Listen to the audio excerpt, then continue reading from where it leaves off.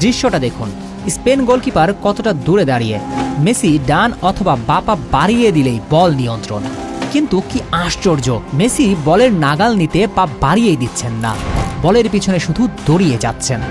একেবারে শেষ মুহূর্তের আগেও পরিস্থিতি একই, অনেক দূরে দাঁড়িয়ে স্প্যানিশ গোলকিপার। মেসি শুধু পাটা বাড়িয়ে দিলেই বল তার নিয়ন্ত্রণে। কিন্তু মেসি সেটা করেননি। যেন স্প্যানিশ গোলকিপার বের হয়ে বলের নিয়ন্ত্রণ যতক্ষণ পর্যন্ত না নেবেন ততক্ষণ পর্যন্ত মেসির কাজ শুধু দৌড়িয়ে যাওয়া। এবং শেষ মুহূর্তে স্প্যানিশ গোলকিপার শুট নিলেন। আশ্চর্য, তখনও মেসি বল নিয়ন্ত্রণ নেবার চেষ্টা করেননি, পাটা বাড়িয়ে দেননি। এমন ঘটনা মেসির ক্যারিয়ারে কি একটাও দেখাতে পারবেন? এরপরেও কি বলবেন না ফাইনালের আগে কিছু একটা ঘটেছিল, মেসিদের ম্যাচটা ছেড়ে দিতে বাধ্য করা হয়েছে?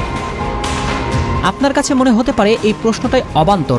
তাহলে বলুন তো, ক্রিস্টিয়ান রোমেরোর মতো হারার আগে হার না মানা মানুষ ফাইনালের আগে কেন কেঁদে ফেলবেন? কি ঘটল ড্রেসিং রুমে? এর উত্তর কেউ কি দিতে পারবেন? প্রশ্নের উত্তর দিতে পারবেন 21 ফাউলের বিপরীতে কেন কোনো হলুদ কার্ড দেখল না স্পেন? আপনি কি বিশ্বাস করেন আর্জেন্টিনা 90 মিনিট ফুটবল খেলে একটা শুট অন টার্গেট